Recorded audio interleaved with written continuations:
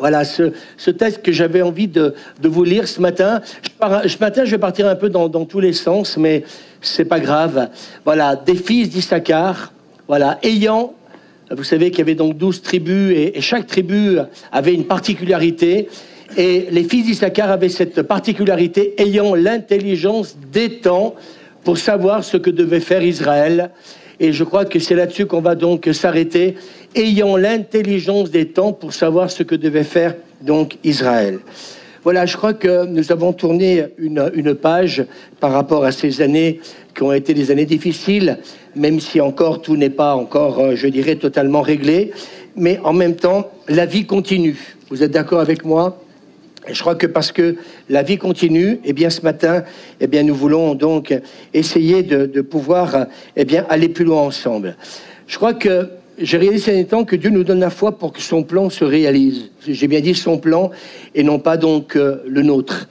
Et dans ces temps, eh bien Dieu cherche des hommes et des femmes qui vont être prêts donc à obéir et puis donc avoir foi dans une vision que Dieu peut donner à une église.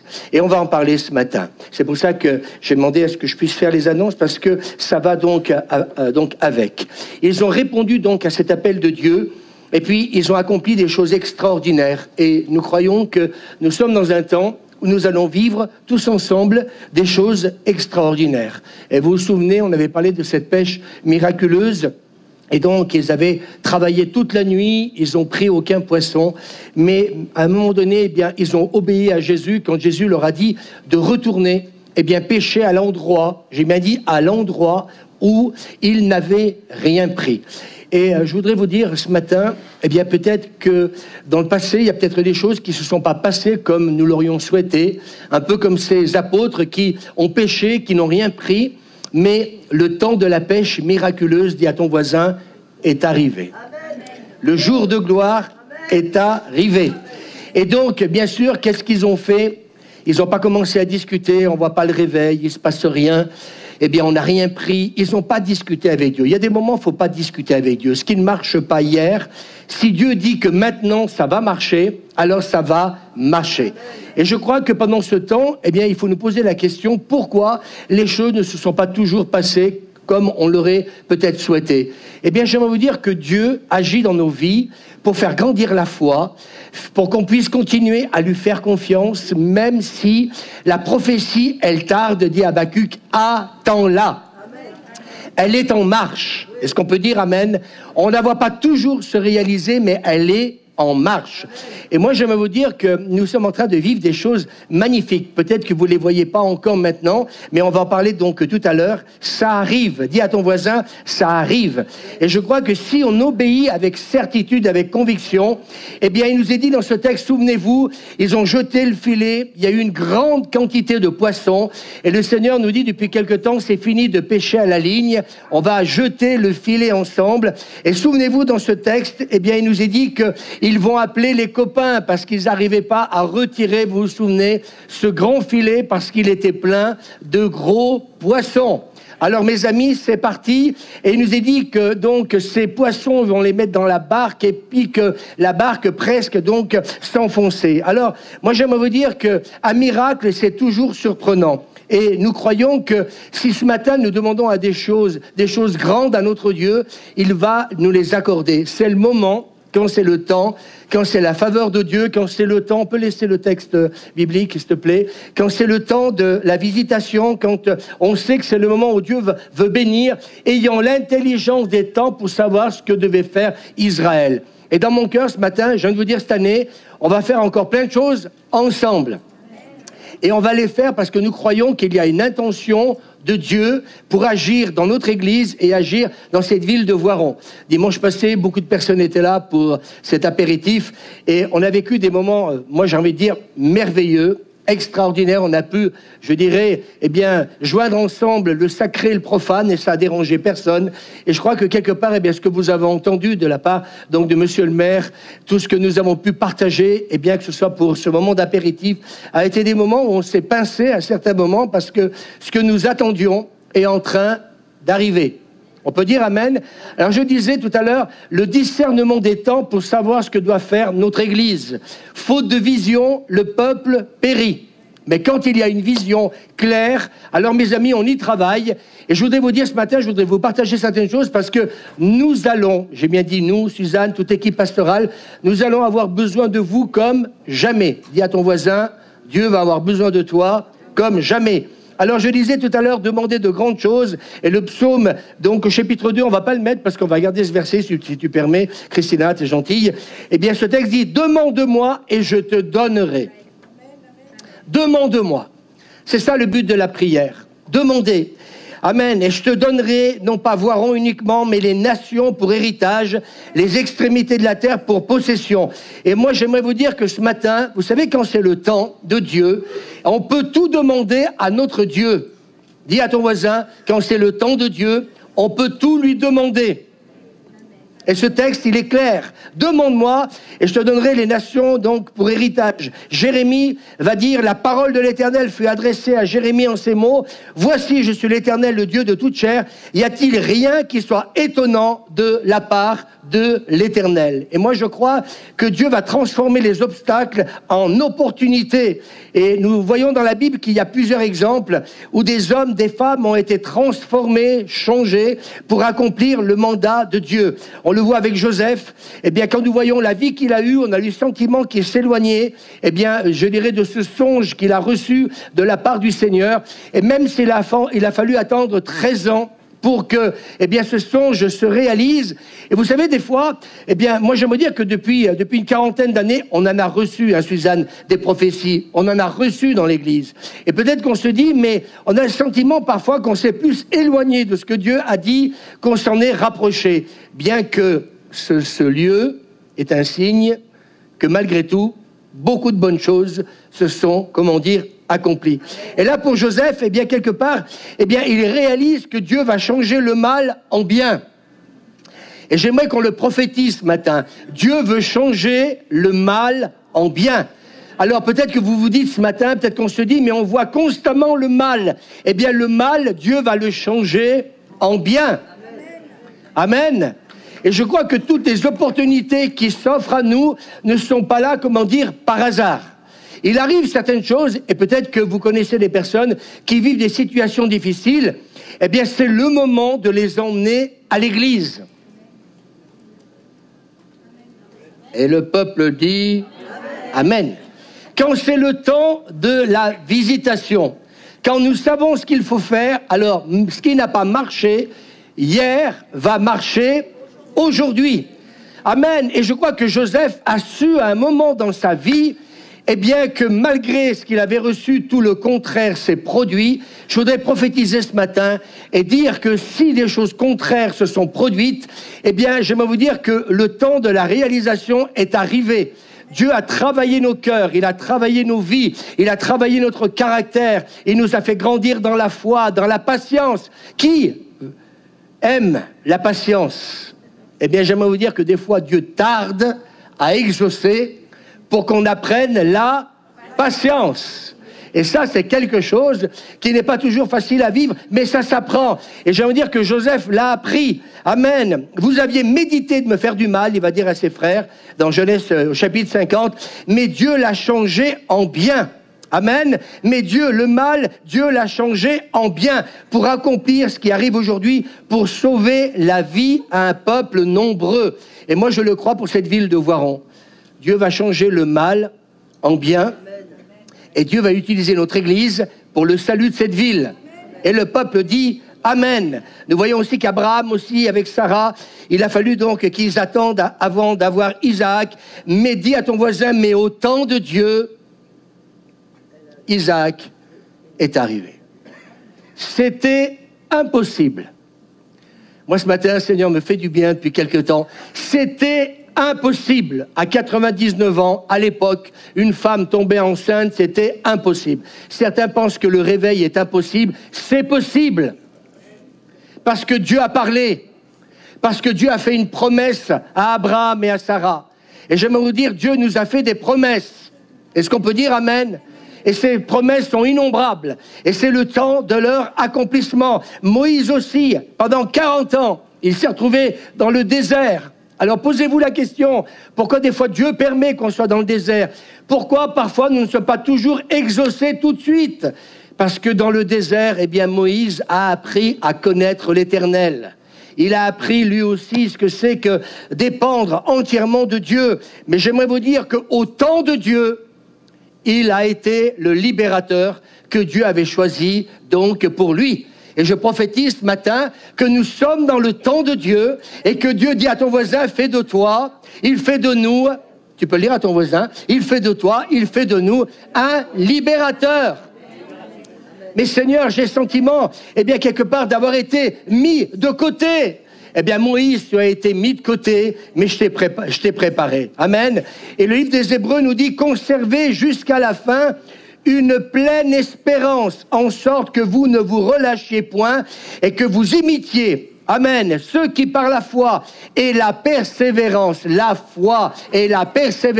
dis-le à ton voisin, la foi et la persévérance héritent des promesses. Amen. Dieu a été fidèle pour ce bâtiment. Et si Dieu a été fidèle pour le bâtiment, il va l'être pour le reste. Est-ce qu'on peut dire amen? Nous commençons à voir les fruits. Moi, je bénis Dieu. Vous savez, ces derniers temps, donc, on peut dire que ma nièce passe par un moment difficile par rapport à la petite, donc Aria. Et c'est vrai que merci à vous tous donc de prier, comme on le fait pour Jacqueline et pour plein d'autres personnes. Mais j'aimerais vous dire que Joseph, il a passé un sale quart d'heure. 13 années où ça a été, je dirais, le contraire de tout ce qu'il avait entendu de la part de Dieu. Il pensait que Dieu allait l'élever tout de suite quand il a reçu le songe, mais il a fallu qu'il vive la galère pour. Mais ce que je sais, c'est que je suis enregistré, mais bon, si Patricia, tu m'entends, eh bien, tu me pardonneras. Mais j'ai envie de dire que je dirais ma belle-sœur, donc la femme de mon frère, c'était quelqu'un qui n'était pas forcément toujours ouverte à l'évangile. Et j'ai envie de dire, alors que pour Aria, les choses sont loin d'être, comment dire, réglées, eh bien, ce que je vois, c'est qu'elle a complètement changé de Kelton son fusil d'épaule. Vous savez, la foi, ça se communique. Et quand vous avez quelqu'un qui passe par un moment difficile, envoyez des versets bibliques, pas à tout va, mais ce que Dieu va vous donner, ou une parole d'exhortation, un encouragement. Et ça marche. Et je vais vous lire un peu le SMS qu'elle nous a envoyé. C'est magnifique ce qu'elle a envoyé. Moi, je trouve ça... Elle a complètement changé. Bonjour Louis-Suzanne, je te remercie pour ton message que je lui ai envoyé hier et toute votre gentillesse. Mais aujourd'hui, il ne sera pas possible que l'on vienne car donc, eh bien, l'ascenseur est tombé en panne. Oui, mais ça fait depuis quelque temps qu'ils viennent à l'église. Avant, il ne fallait surtout pas parler de l'église. Alors, arrêtez de pleurer sur les gens qui, parfois... eh bien, quelque part, oh, les pauvres, etc. J'ai envie de vous dire, écoutez, Dieu a besoin de faire un travail dans nos vies. Il faut que les gens décident et comprennent, et nous sommes là pour les aider. Tu es dans le cancer, tu es dans la maladie, tu es dans ceci, tu es dans cela. Eh bien, c'est peut-être le moment de chercher l'Éternel jusqu'à ce que tu le trouves. Est-ce qu'on peut dire amen? Et ce matin, écoutez bien, parce que j'ai envie de vous dire, on a besoin de l'Église plus que jamais, parce que cette année, on va relever de grands défis, parce que c'est le temps, l'intelligence des temps. Vous savez, Jésus dit, tu n'as pas connu le temps de la visitation. Et elle dit donc, elle dit, mais continuez à prier. Elle dit, continuez à prier pour notre famille, et surtout pour Aria, Loïc, Laurine et Théa, donc mes amis, etc. C'est une famille qui est déchirée, je sais au plus profond de moi, qu'ils se retrouveront. Alors priez, prions encore. Priez, prions encore.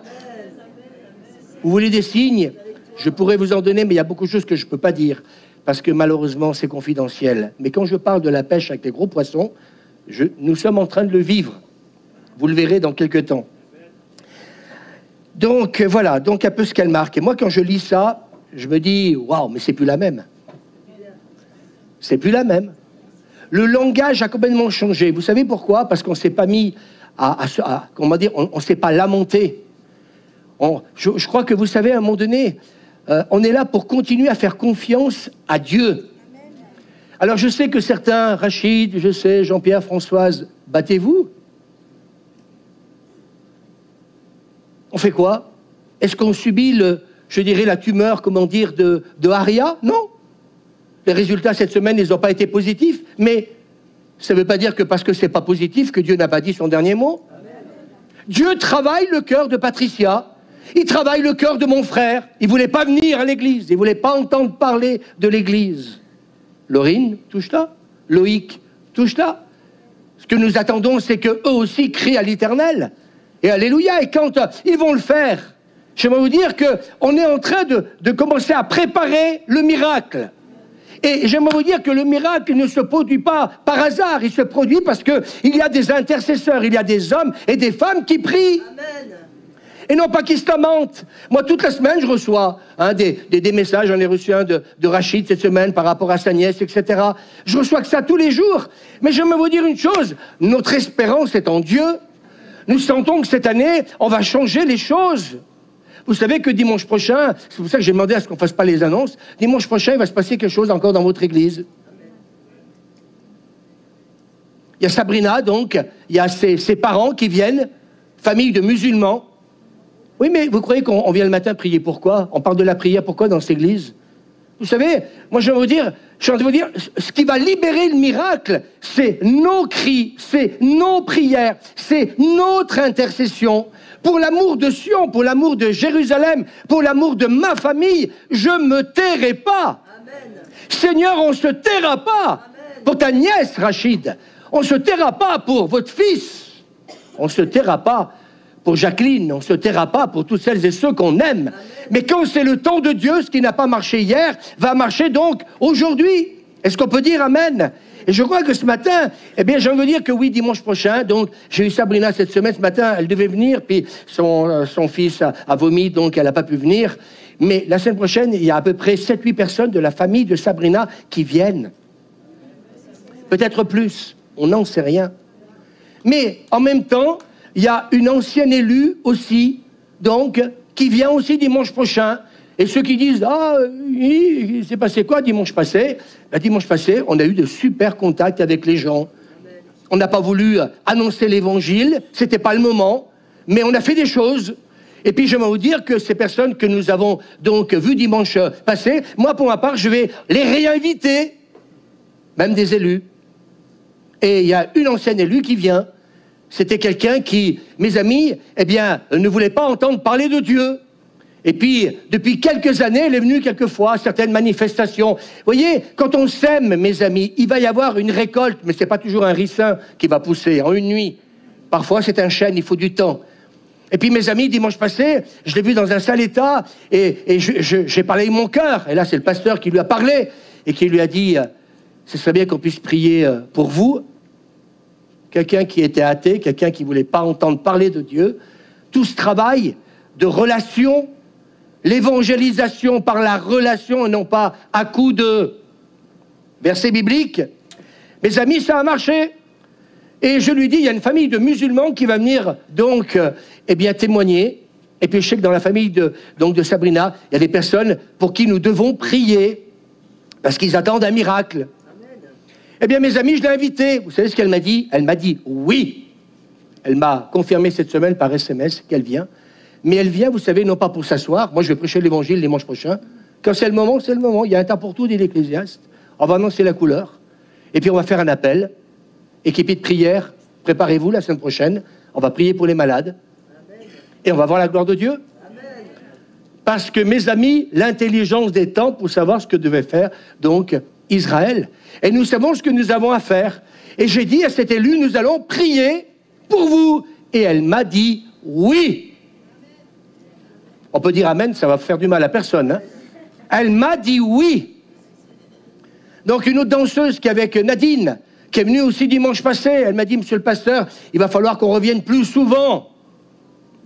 On peut dire amen. On a prié pour elle dimanche passé. Oh, t'as pas annoncé l'évangile, mais on a prié pour elle à la fin du culte. Elle a été bénie. Elle a dormi toute la nuit. Elle dit, j'ai trouvé la paix. J'avais pas la paix. Est-ce qu'on peut dire amen? On va l'inviter dimanche prochain. J'ai un ami que je n'avais pas vu depuis 40 ans. Je vais le réinviter pour la semaine prochaine. Est-ce qu'on peut dire amen? Il se passe des choses en ce moment. Alors continuons. Ne lâchons rien. Dis à ton voisin, ne lâchons rien. Donc on a fait des flyers. OK? Eh bien donnez-le donc à vos membres de votre famille. Témoignez. témoignage, pardon, venez et voyez. Et dimanche prochain, on va annoncer le plein évangile et on va jeter le filet ensemble. Amen. Ensemble. Il va y avoir des gros poissons.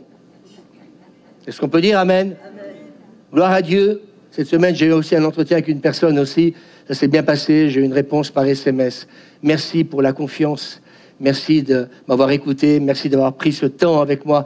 Elle est d'accord avec Suzanne pour qu'on puisse prier aussi pour cette personne. C'est un gros poisson aussi. Il se passe des choses parce qu'on est dans l'action, parce qu'on est dans la foi, parce qu'on est dans la persévérance, parce qu'on sait que quand c'est le temps de Dieu, amen, et qu'on sait ce qu'on doit faire, on ne va plus perdre notre temps. Nous avons décidé d'être audacieux. Là, jeudi prochain, nous avons nos frères catholiques et réformés qui vont venir à la réunion de prière à 9h30. Alors ceux qui ne travaillent pas, venez s'il vous plaît, accueillons-les et prions ensemble. Parce qu'on ne veut pas que le réveil des évangéliques, on veut qu'il y ait un réveil. Et si Dieu veut utiliser les catholiques, les réformés, qui vous voulez, j'ai envie de vous dire ce matin, c'est pas ça qui m'intéresse. Le plus important, c'est que des grands poissons, des gros poissons soient sauvés.